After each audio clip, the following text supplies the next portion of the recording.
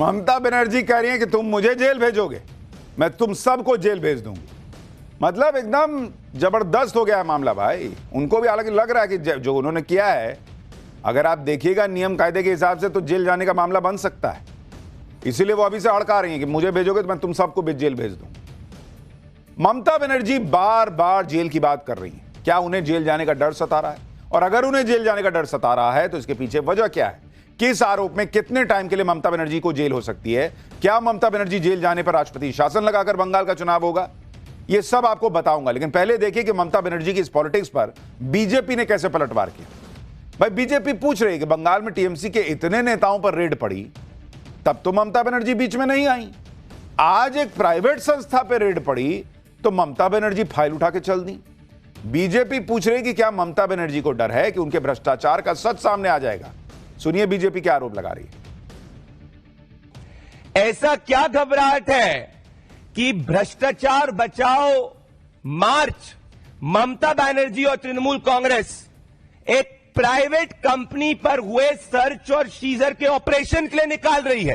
क्या उनको घबराहट है कि जो पश्चिम बंगाल की जनता का पैसा ममता बनर्जी और तृणमूल कांग्रेस ने लूटा है, क्या उसके राज उस प्राइवेट कंपनी के फाइल में छिपे हुए हैं?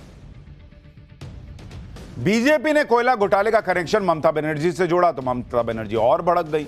ममता बनर्जी ने बीजेपी को जवाब देते हुए कहा कि वो कहते हैं कि कोयले का पैसा खाया है। किसने खाया वो पैसा? वो पैसा खाया अमित शाह ने, वो कह रही।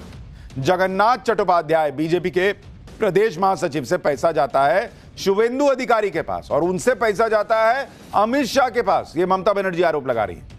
ममता बनर्जी ने दावा किया कि उनके पास पेन ड्राइव है, अगर एक्सपोज कर दिया ना तो आप लोगों को तकलीफ हो जाएगी। ममता बनर्जी कह रही है कि उन्होंने काफी बर्दाश्त किया, वो ये सब नहीं करती क्योंकि वो देश से प्यार करती। यानी कल तक बंगाल में फाइल पर बवाल मचा था, अब ममता बनर्जी पेन ड्राइव की बात कर रही है, कह रही है मैं देश से प्यार करती हूं। भाई देश से प्यार है, आपके पास पेन ड्राइव में अमित शाह शुवेंदु अधिकारी के पास सबूत है तो कोर्ट लेके जाइए। देश से प्यार है तो पेन ड्राइव घर में क्यों रखी है या कहीं भी रखी है? क्यों रखी है? खाली बोलने के लिए? एक्सपोज कीजिए, एक्शन लीजिए। बीजेपी बंगाल के कोयला घोटाले में ममता सरकार को घेर रही है। ममता बनर्जी कह रही है कि कोयले का पैसा बीजेपी के पास जा रहा है, लेकिन इस मामले में जिस आईपैक के खिलाफ रेड पड़ी उसे लेकर ईडी ने खुलासा किया है कि जांच के दौरान उसे यह पता चला कि 20 करोड़ रुपए हवाला के जरिए आईपैक को ट्रांसफर हुए। ईडी के मुताबिक उसके पास इसके ठोस सबूत हैं। आईपैक यानी इंडियन पॉलिटिकल एक्शन कमेटी एक पॉलिटिकल कंसल्टेंसी फर्म है जो टीएमसी के लिए काम करती है। ईडी कह रही है कि इसे 20 करोड़ रुपए को ट्रेस करने के लिए रेड डाली गई थी। ईडी अधिकारियों का दावा है कि ये 20 करोड़ रुपए मुंबई की एक फर्म के जरिए हवाला किए गए और ये वो फर्म है जिसका नाम दिल्ली की शराब घोटाले में भी आ चुका है। ईडी का आरोप है कि आम आदमी पार्टी पर गोवा चुनाव के दौरान गड़बड़ी के आरोप लगे थे और गोवा में आईपैक का ऑपरेशन प्रतीक जैन ही संभाल रहे थे। बीजेपी आरोप लगा रही है कि जिस कोयला घोटाले में ईडी ने रेड मारी हुई उसके तार टीएमसी से जुड़े, इसीलिए ममता बनर्जी बौखलाई हुई। दूसरी तरफ टीएमसी कह रही है कि ईडी की रेड बीजेपी का डर है क्योंकि बीजेपी बंगाल में हार रही है। इस पूरे मामले को लेकर बीजेपी और टीएमसी के बीच पोस्टर वॉर भी शुरू हो गया। टीएमसी ने सोशल मीडिया पर एक पोस्टर जारी किया और कहा कि जब जब अमित शाह डरता है ईडी को आगे करता है। ये देखिए, उधर बीजेपी ने पोस्टर जारी कर दिया और ममता बनर्जी का चेहरा दिखाते हुए कह दिया कि इतने सारे घोटाले और कोई जवाबदेही नहीं। यानी पोस्टर वॉर भी चल रहा है सोशल मीडिया पर। बीजेपी कह रही है कि जिस खुलासे का डर रहता है, जिसे खुलासे का डर रहता है, वो ऐसा बवाल करता है। बीजेपी और टीएमसी के बीच जो घमासान मचा है, कैसे दोनों एक दूसरे पे क्या कह रहे हैं, ये भी सुन लीजिए, फिर बताता हूं कि कोर्ट में क्या बवाल मचा। ये रेड न ममता जी के घर पर थी, न उनके ऑफिस में थी, न टीएमसी के दफ्तर में थी, न टीएमसी के किसी नेता, विधायक, एमपी या ऑफिस बेरर के घर पे थी। ये रेड थी एक प्राइवेट कंसल्टेंसी फर्म जिसके यहां करोड़ों रुपए के मनी लॉन्ड्रिंग की शिकायत आई थी कोल स्कैम में। ममता बनर्जी सारे नियमों, कानून, लोकतांत्रिक मर्यादा को तार तार करके गई हैं, तो वहां कुछ बहुत सेंसिटिव था। जिसको निकालना जरूरी था। पूरा भारत ने देखा ये कैसे दुरुपयोग करके ईडी का गृह मंत्रालय से कैसे दुरुपयोग करके उन्होंने दुरुपयोग करके हमारे पार्टी का जितना भी राजनीतिक स्ट्रेटेजिक इंफॉर्मेशन है वो चोरी करने के लिए ईडी को भेजा। और ममता बनर्जी शेरनी है, वो सीधा वहां जाके वो प्रोटेक्ट किया हमारे सामान को। ममता बनर्जी की सांसद महुआ मोइत्रा आरोप लगा रही हैं कि जो दस्तावेज ममता बनर्जी बचा के लाई वो दरअसल टीएमसी की स्ट्रैटेजी से जुड़े हुए डॉक्यूमेंट्स जो बीजेपी चुनाव जीतने के लिए चुरा रही थी ईडी के जरिए। लेकिन यहां एक बड़ा बेसिक सा प्रश्न है। अभी कल तक तो या परसों तक तो यह कहा जा रहा था कि बीजेपी ने एसआईआर के जरिए वहां पर खेला कर दिया है और एसआईआर के जरिए वो चुनाव जीत रही है। तो जब बीजेपी एसआईआर के जरिए चुनाव जीत ही रही है तो फिर इनकी फाइल क्यों लेने जाएगी? और अगर फाइल ले रही है इसका मतलब एसआईआर वाला मामला गड़बड़ था। दोनों कैसे होगा? इसलिए इस वक्त दिख रहा है कि ममता बनर्जी बंगाल में बैकफुट पर है।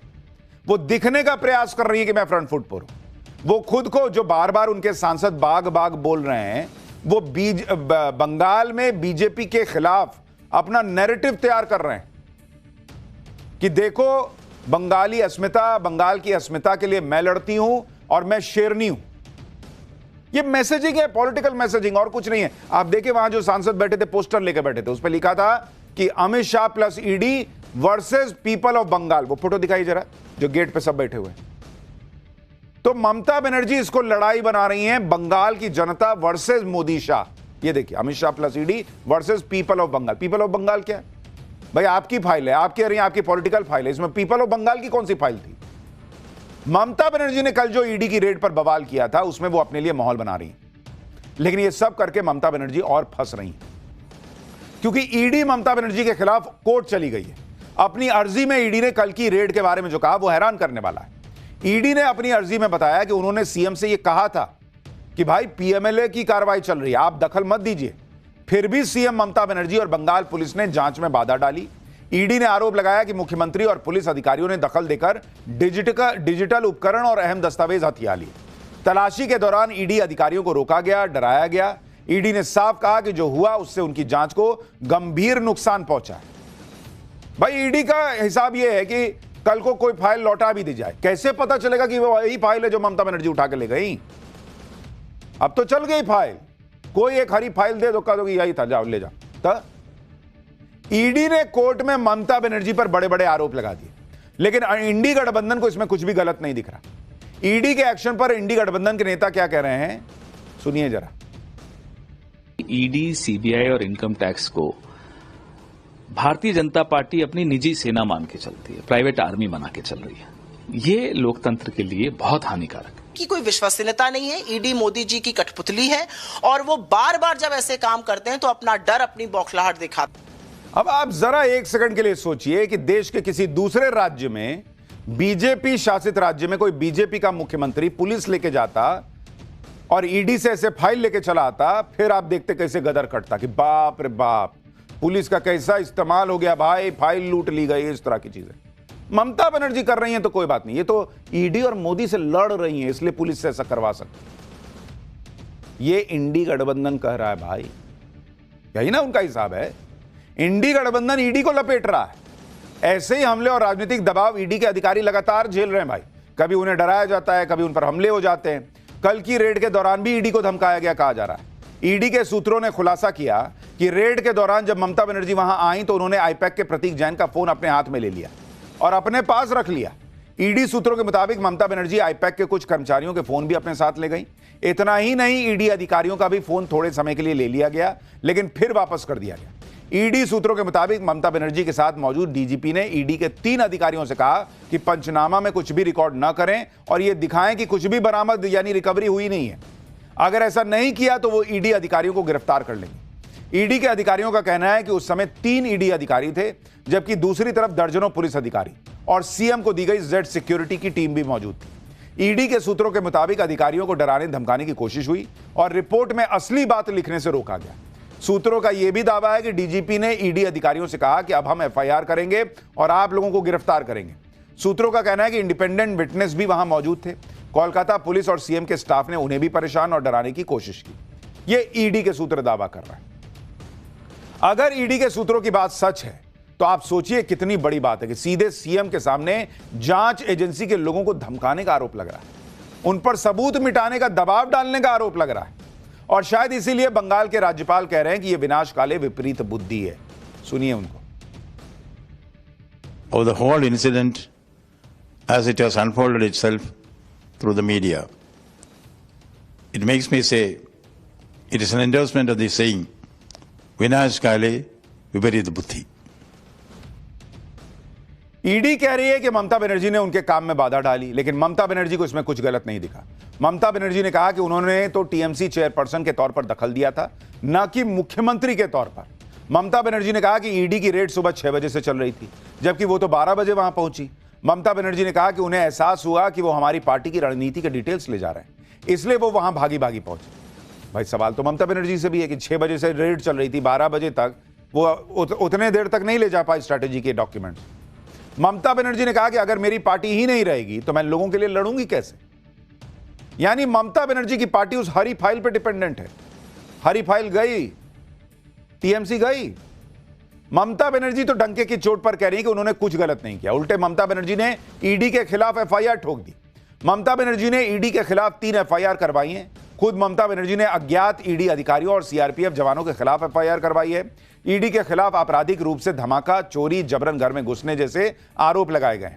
बिना अधिकार के डेटा एक्सेस करना और उसे डैमेज करने जैसे आरोप भी लगे हैं। एक एफआईआर तो पुलिस ने स्वतः संज्ञान लेते हुए दर्ज कर लिया है। इस मामले में जांच अधिकारी नियुक्त हो गया है और जांच शुरू हो गई।